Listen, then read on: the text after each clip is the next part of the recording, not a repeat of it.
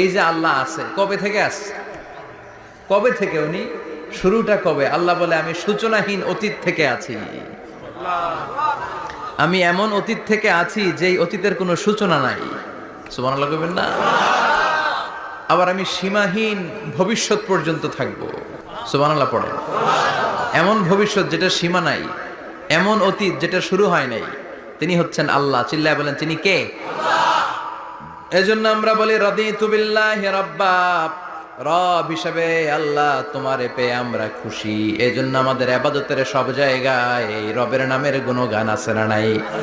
আমরা যখন রুকুতে যাই আমরা পড়ি সুবহান রাব্বিয়াল, আবার যখন আমরা সিজদায় যাই আমরা পড়ি সুবহান রাব্বিয়াল আ'লা, রুকুতে গেলে সুবহান রাব্বিয়াল আযীম, আবার যখন সিজদায় যাই তখন আমরা পড়ি সুবহান রাব্বিয়াল আ'লা।